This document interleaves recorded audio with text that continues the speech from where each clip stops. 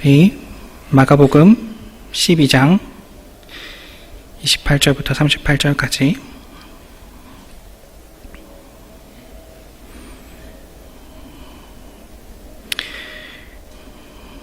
31절까지 우리 교독하도록 하겠습니다. 제가 한 절, 여러분이 한 절 교독하시도록 하겠습니다. 서기관 중 한 사람이 그들이 변론하는 것을 듣고 예수께서 잘 대답하신 줄을 알고 나와 묻되 모든 계명 중에 첫째가 무엇이니까?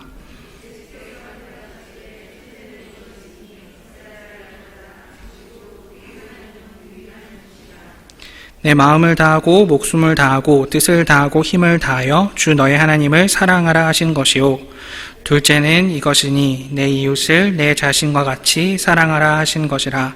이보다 더 큰 계명이 없느니라. 아멘.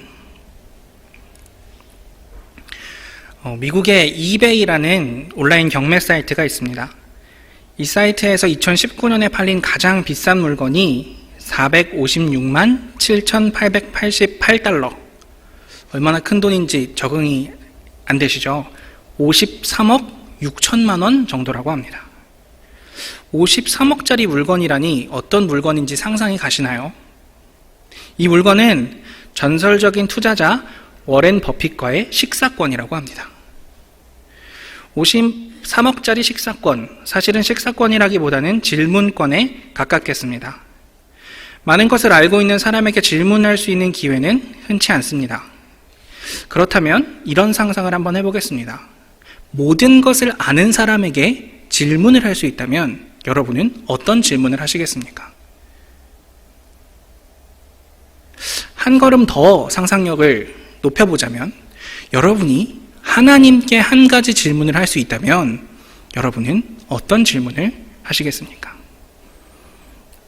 전에 청소년부 설교를 하다가 비슷한 질문을 했는데 어떤 학생이 혼잣말로 로또지 뭐 이래가지고 함께 웃었던 생각이 납니다.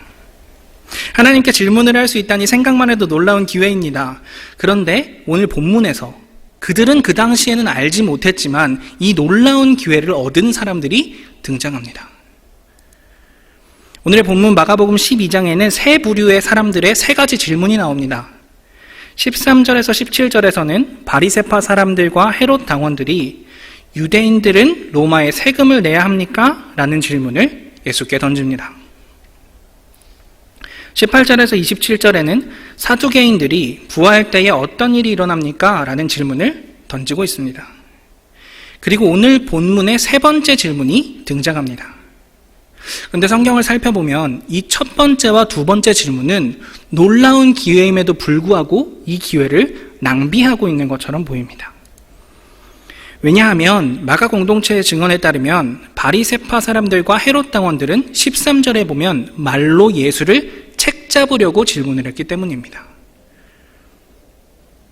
두 번째 질문한 사두개파 사람들은 자신들은 부활이 없다고 주장하는 사람들이었는데 그들의 주장과 예수 그리스도의 주장이 일치하는가 안 하는가 예수를 시험하기 위해서 질문하고 있습니다. 그런데 오늘 함께 읽은 본문의 세 번째 질문은 좀 다릅니다. 함께 읽어보도록 하겠습니다. 율법학자들 가운데 한 사람이 다가와서 그들이 변론하는 것을 들었다. 그는 예수가 그들에게 대답을 잘 하시는 것을 보고서 예수께 물었다. 모든 계명 가운데서 가장 으뜸되는 것은 어느 것입니까? 아멘.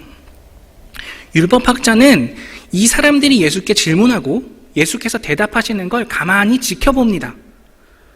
그리고는 그들에게 대답을 잘 하시는 것을 보고 이제야 질문할 마음이 생겨 예수께 가서 이렇게 질문하는 겁니다. 모든 계명 가운데서 가장 으뜸이 되는 것은 무엇입니까? 이 로마의 세금을 내는 문제, 부활에 대한 문제, 그리고 가장 으뜸이 되는 계명에 대한 문제, 이 세 가지 질문이 언뜻 보면 연결되는 지점이 없는 각기 다른 질문인 것처럼 느껴지지만 이 질문들은 마가복음이 기록될 무렵 유대인들의 정체성과 관습을 나타내는 근본적인 질문이었습니다. 당신이 유대인이야? 그렇다면 부활에 대해서 어떻게 생각해? 당신이 유대인이야? 세금 내는 거에 대해서 어떻게 생각해? 당신이 진정한 유대인이야? 그러면 첫 번째 율법은 뭐라고 생각해?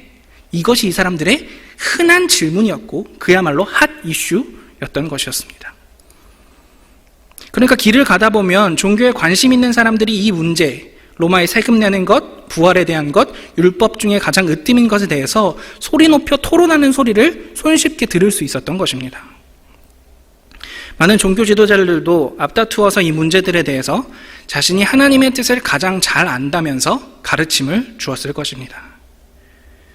그러니 이 문제들에 대해서 어떻게 대답하는지를 들으면 누구의 편인지, 어떤 목적을 가지고 있는지를 알 수 있는 아주 보편적인 주제였습니다. 결국 이 세 가지 질문은 예수께서 어떤 분이신지, 누구의 편인지, 어떤 목적으로 이 수많은 사람들이 예수께 몰려왔는지를 알아내고자 하는 사람들의 질문이었던 것입니다.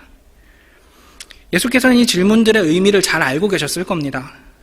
그러니 가장 명료하고 조심스럽게 대답을 이어가셨을 테지요. 그런 점에서 오늘의 본문의 대화는 좀 이상합니다. 질문과 답이 좀 다르게 느껴지기 때문입니다. 율법학자는 모든 계명 가운데서 가장 으뜸이 되는 것은 무엇이냐라고 질문하고 있습니다. 율법 중에 1등이 뭐냐고 묻는 겁니다. 쉬운 예를 들어보겠습니다. 엄마가 좋아, 아빠가 좋아. 그럼 뭐라고 대답해야 됩니까?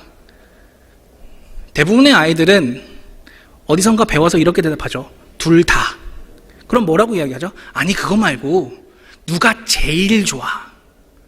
이건 하나만 대답하라는 이야기입니다. 율법학자도 마찬가지죠. 율법 중에서 으뜸이 되는 것이 무엇입니까? 라고 예수께 묻고 있다는 것은 예수님 그 수백 가지의 율법 중에서 가장 뛰어난 것, 가장 잘 지켜야 될 것, 가장 우선되는 것은 한 가지 무엇이 있습니까? 라고 묻고 있다는 겁니다. 그런데 예수께서 들려주시는 대답은 첫 단어부터 이 질문을 비껴가고 있습니다. 29절과 30절 함께 읽어보도록 하겠습니다. 예수께서 대답하셨다. 첫째는 이것이다. 이스라엘아 들어라. 우리 하나님이신 주님은 오직 한 분이신 주님이시다. 내 마음을 다하고 내 목숨을 다하고 내 뜻을 다하고 내 힘을 다하여 너의 하나님이신 주님을 사랑하여라. 아멘. 질문은 가장 으뜸이 뭐냐고 그 하나를 대답해 보라고 물었는데 예수께서는 첫째는 하나님을 사랑하는 것이다 라고 대답하고 계십니다. 첫째가 있다는 것은 둘째가 있다는 말이죠. 예수께서는 뒤이어 이렇게 말씀하십니다. 제가 읽도록 하겠습니다. 둘째는 이것이다. 내 이웃을 내 몸과 같이 사랑하여라. 이 계명보다 더 큰 계명은 없다. 아멘. 정리하자면 이렇습니다. 율법에서 가장 중요한 것 하나를 이야기해 주십시오 라는 질문에 예수께서는 첫 번째는 하나님 사랑이고 두 번째는 이웃 사랑이다 라고 뚱딴지처럼 대답하고 계신 겁니다. 제가 면접관이었으면 아마 탈락시켰을 겁니다. 예수께서 질문을 제대로 듣지 않으신 걸까요? 왜 하나만 고르라는데 첫째, 둘째를 얘기하시는 걸까요? 그런데 이상한 것은 대답하시는 예수 그리스도뿐만이 아닙니다. 이 대답을 들은 질문자, 율법학자의 대답을 함께 살펴보겠습니다. 32절 함께 읽겠습니다. 그러자 율법학자가 예수께 말하였다. 선생님, 옳은 말씀입니다. 하나님은 한 분이시오. 그 밖에 다른 이는 없다고 하신 그 말씀은 옳습니다. 또 마음을 다하고 지혜를 다하고 힘을 다하여 하나님을 사랑하는 것과 이웃을 자기 몸같이 사랑하는 것이 모든 번제와 희생제보다 더 낫습니다. 아멘. 하나만 대답해달라고 질문했는데 두 가지를 대답했으면 뭐라고 이야기해야 됩니까? 아까 전처럼 아니 그러지 말고 한 가지만 얘기해달라고 이야기해야 하는 것이 인진상정일진데 이 율법학자는 예수께서 하신 대답에 적극적으로 동의를 표합니다. 예수님, 그 대답이 옳습니다. 선생님, 아주 옳은 말씀입니다. 하나를 질문하는데 둘을 대답하고는 질문하는 사람도 대답하는 사람도 아무 문제를 느끼지 못하다니 대체 왜 이런 질문이 성경에 기록되어 있는 것일까요? 고민에 빠져 있는데 초기 교회의 선생님이신 성 베다 존자의 글을 발견하게 되었습니다. 제가 함께 한번 읽어보겠습니다. 이 두 가지 사랑은 함께가 아니면 완전하게 표현될 수 없습니다. 이웃을 떠나서는 하나님을 사랑할 수 없고 하나님을 떠나서는 이웃을 사랑할 수 없기 때문입니다.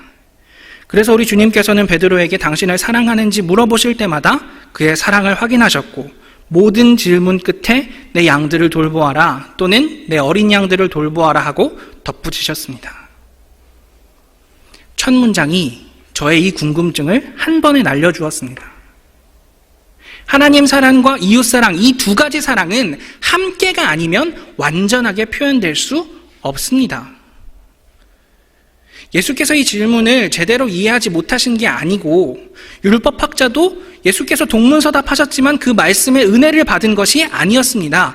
예수께서도 율법학자도 하나님 사랑과 이웃 사랑을 한 번도 떨어뜨려서 생각해 본 적이 없는 이 두 가지를 한 가지 계명으로 이해하고 있었던 것입니다. 이해에 대한 존자베다 선생님의 해설은 더 탁월합니다. 이웃을 떠나서는 하나님을 사랑할 수 없고 하나님을 떠나서는 이웃을 사랑할 수 없기 때문입니다. 우리가 하나님께 사랑을 표현하는 방법은 이웃에게 우리를 사랑하는 방식이 아니고서는 그 사랑을 증명할 방도가 없다는 겁니다. 이웃에게 우리가 사랑할 수 있는 그 유일한 힘의 원천은 어디냐면 하나님을 사랑하는 그 마음으로부터라지야 그래야지만 이 사람들을 진정으로 사랑할 수 있다. 이것이 하나님 사랑과 이웃 사랑이 한 계명이다라는 말의 의미인 것입니다. 우리에게는 너무나 당연했을 이 명제, 예수께는 너무나 당연했을 이 명제 하나님 사랑과 이웃 사랑은 뗄래야 뗄 수 없는 하나가 말씀을 묵상하는 저에게는 왜 이렇게까지 충격적으로 다가왔을까요? 그것은 우리 안에 이분법적 사고가 뿌리 깊게 박혀있기 때문일 겁니다. 우리는 너무 익숙하게 교회와 세상을 구분합니다. 하나님을 사랑하는 것과 우리 주변의 이웃들을 사랑하는 것을 구분합니다. 하나님을 사랑하면 우리가 살고 있는 세상은 미워해야 하는 것처럼 말하는 것이 너무나 익숙한 현실입니다. 그러니 우리는 교회 안에 있는 사람들이 아니면 이웃이 아니라 적으로 만들고는 영적 전쟁을 해야 한다고, 우리의 영토를 넓혀야 한다고 말합니다. 아무리 앞에 영적이라는 단어를 붙여도 전쟁은 적을 말살하는 것이 목적이고 하나님 나라의 확장이라는 그럴듯한 말을 붙인다고 해도 나의 영토를 넓히는 것은 누군가의 것을 빼앗아야 하는 것입니다. 그것은 예수께서 말씀하고 계시는 정신이 아니다. 그러나 우리는 교회 안에서 우리끼리 우리만의 성을 쌓고 우리만의 벽을 만들고 사는 것에 너무 익숙해져 있습니다. 우리의 이웃들을 정복의 대상인 것처럼 배우고 생각하지만 예수께서는 하나님 사랑과 이웃 사랑을 한 계명으로 말씀하십니다. 초기 교회의 선생님은 이웃을 떠나서는 하나님을 사랑할 수 없고 하나님을 떠나서는 이웃을 사랑할 수 없다라고 이야기하고 있습니다. 우리가 이때까지 배우고 행동하는 것과 예수께서 말씀하는 것이 다르다면 우리는 어느 주장에 더 귀를 기울여야 할까요? 말씀을 준비하면서 학부의 한 수업에서 교수님이 하신 질문이 기억났습니다. 왜 교회는 도시의 한가운데 있고 절은 산속에 있는지 아느냐는 질문이었습니다. 여러분은 어떻게 생각하십니까? 왜 교회는 도시의 한가운데 있고 절은 산속에 있을까요? 정확한 대답이 떠오르지는 않습니다만 오늘 말씀을 통해 배운 저는 이렇게 대답할 수 있을 것 같습니다. 속세를 등져야 하는 사람들은 산속으로 들어가고 이웃을 사랑해야 하는 사람들은 세상 한가운데 서 있습니다. 저는 아름다운 교회가 이웃 사랑을 통해 하나님 사랑을 고백했으면 좋겠습니다. 이웃을 사랑하는 동력이 하나님 사랑이었으면 좋겠습니다. 단절이나 구분이 아닌 세상과 맞닿아 있는 교회였으면 좋겠습니다. 그것이 성경이 말하는 예수께서 가르쳐 주시는 우리의 삶의 가장 중요한 한 가지 계명일 것입니다. 시작하면서 함께 상상해 보았던 질문을 기억하실지 모르겠습니다. 하나님께 한 가지를 질문할 수 있다면 무엇을 물어보시겠습니까? 아마 여기 있는 우리들 중 대부분은 아쉽게도 생전에는 그런 기회를 얻을 수 없을지 모르겠습니다. 그렇지만 감사하게도 제자들과 그들의 공동체는 성경을 통해서 우리의 삶의 커다란 방향을 이야기해 줍니다. 오늘 말씀의 제목으로 뽑은 문장을 한 번 더 생각해 봅니다. 이 두 가지 사랑은 함께가 아니면 완전히 표현될 수 없습니다. 하나님 사랑만 부르짖어도 그것은 완전할 수 없습니다. 이웃 사랑에만 애를 써도 그것은 완전할 수 없습니다. 그러니 예배 시간에는 여기 모여서 마음과 정성을 다해 예배하고 나머지 시간에는 우리의 이웃들을 통해 하나님의 사랑을 힘껏 표현하는 교회로 살아가는 우리 한 사람 한 사람이 되기를 다짐하면 좋겠습니다. 그것이 우리의 삶이요. 그것이 우리의 첫째 되는 계명이요. 그것이 우리의 삶의 방향이라면 설사 우리가 우리의 삶 중에 하나님께 질문할 수 없다라고 할지라도 우리의 삶이 잘못된 방향으로 나아가지 아니하고 예수 그리스도 따라가는 삶 살 수 있게 될 줄로 믿습니다. 그런 삶이 이곳에 모인 여러분들과 아름다운 교회 모든 교우들의 삶 가운데 가득하시기를 복빕니다. 함께 기도하겠습니다. 하나님, 예수님께서는 하나님 사랑과 이웃 사랑을 뗄 수 없는 것으로 생각하시고 초기의 교회들도 이 두 가지 사랑은 함께여야 완전하다고 고백했습니다. 그런데 왜인지는 잘 모르지만 우리는 세상과 우리의 이웃들을 정복하고 멀리해야 할 것으로 생각하고 있는 것이 현실임을 하나님 앞에 털어놓습니다. 하나님, 이제는 우리가 우리의 이웃들을 통해 하나님 사랑 고백하는 삶 살도록 인도하여 주십시오. 우리의 이웃 사랑의 동기가 하나님 사랑일 수 있도록 도와주십시오. 우리의 힘과 지혜는 부족하니 성령께서 우리와 함께하여 주시기를 복빕니다. 예수 그리스도 이름으로 기도합니다. 아멘.